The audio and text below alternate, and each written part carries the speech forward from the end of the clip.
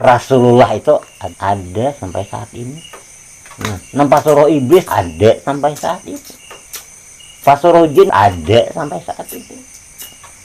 Kita aja nang kada bujur-bujur mengenali. Amun ikam hani bilang makamku ada Rasulullah. Tapi kalau ikam mencari Muhammad, kada usah mencari kemana-mana. Nah, terus lagi, kalau kamu mencari hadiratil muntaha, kada usah kemana-mana. Naik ke atas langit yang ke-7, kada usah kemana-mana. Bisa lah ke sana, bisa. Bisa lah mengenal sana, bisa. Ke alam firman Tuhan di mana? Hadiratil muntaha. Surah Yasin turunnya dari di mana? Di hadiratil muntaha. Rukun sembahyang 13 perkara di mana dapatnya? Naik 7, turun 6, jumlah 13.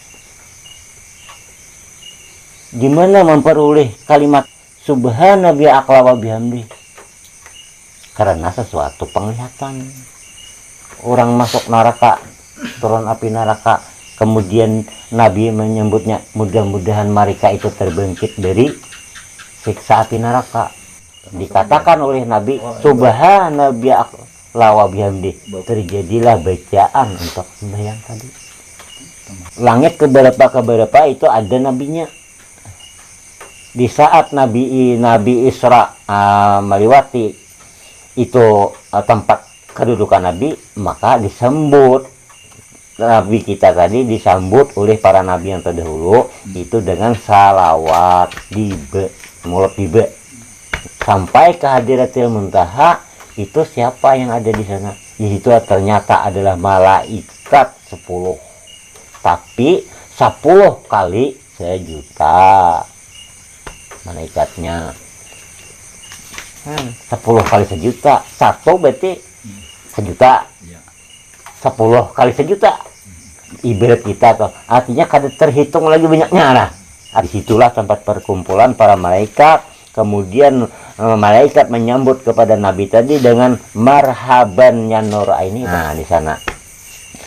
Lalu kemudian selesai itu duduk kembali, kemudian ceramah mereka itu muzakarah antara malaikat dihadiri oleh Rasulullah Shallallahu Alaihi Wasallam. Kemudian malaikat sama malaikat dan kepada Nabi dan Rasul tadi di sana menyaksikan perjanjian para malaikat. Apabila di bumi nanti, jangan pun antara manusia di bumi yang salah, malaikat pun apabila salah maka akan dilaknat. Nah, maka turunlah ayatnya di dalam surah Yasin, jahannamul lati kuntum tu'adun. Jangan pun antara manusia yang bersalah di bumi, malaikat pun salah, tetap dimasukkan ke api neraka jahannam.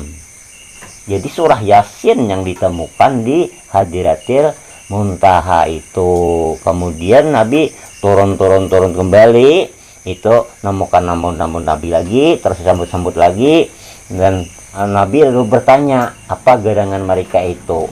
Cuma bertanya itu aja, hanya niat bertanya. Malaikat yang mengikuti Nabi tadi mengatakan kita terus saja jangan hiraukan, mereka itu adalah pengikut setan, pengikut iblis, pengikut jin. Kita terus saja ke bumi. Nah, kemudian Nabi terus ke rukun ke-12 itu adalah salam. Nah, salam itu adalah membuka pintu surga.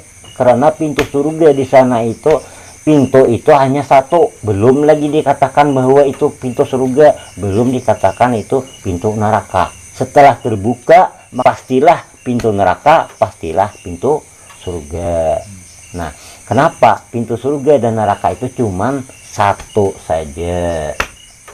Nah, makanya contohnya baitulah cuman satu pintu.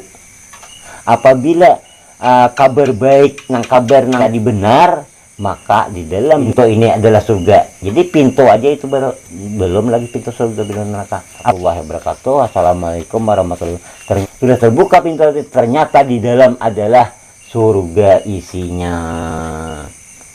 Ternyata di sana adalah makhluk-makhluknya juga. Di surga tadi banyak bersenang bergembira ria di surga.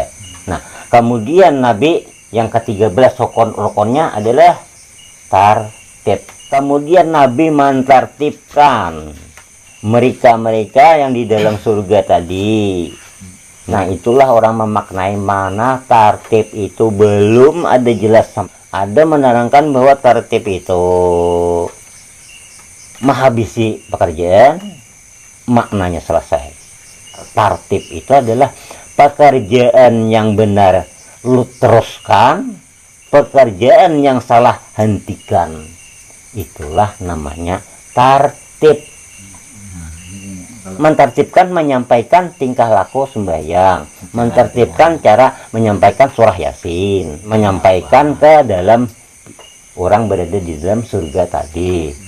Dalam itu ibaratnya. Terus kita berbuat baik, ibadah itu seperti apa? Ibadah sholat itu gimana? Itu nah. Lalu kita pelajari apa segala macam, itu namanya ditertibkan.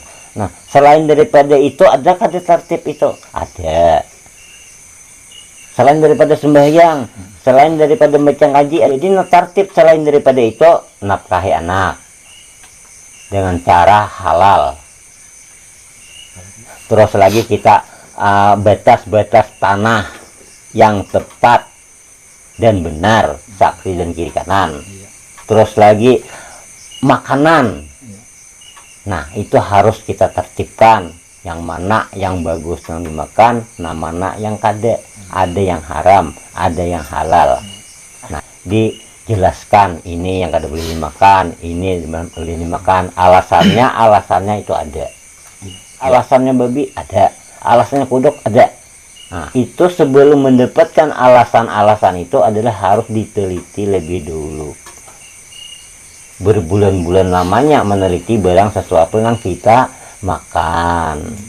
Nah, itu mentartibkan, itu masuk tertib itu. Nah, kita pasti kawin bernikah, itu tertib juga namanya. Menikah itu harus nikah. Nah, itu kan asalnya kurang baik pekerjaan bagusakan. Nah, kalau mau kita belajaran guru, amanah belajar baik. Nah, istilahnya kan perdengarkan. Jangan kita menceritakan aja, mendengarkan orang kada. Ini peminta-mintarnya pandai. Kalau iblis itu akan lebih alim. Iblis itu.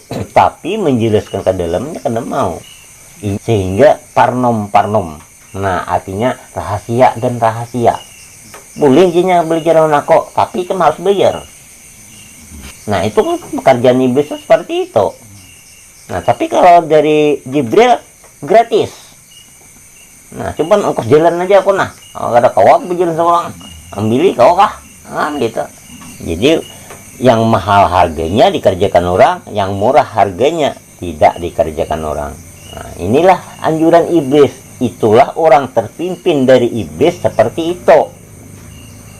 Nah, orang terpimpin dari iblis percaya bisikan setan. Nya membisiki, kenapa nggak murah? Berarti kan ada berharga.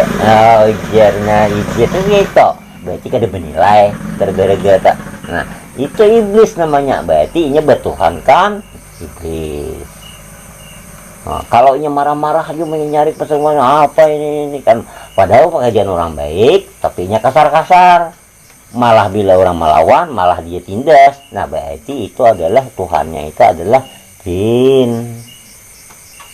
Nah, jadi hati-hati kita hidup ini, apakah bertuhan jin, apakah bertuhan iblis, apakah bertuhan setan. Nah, itu.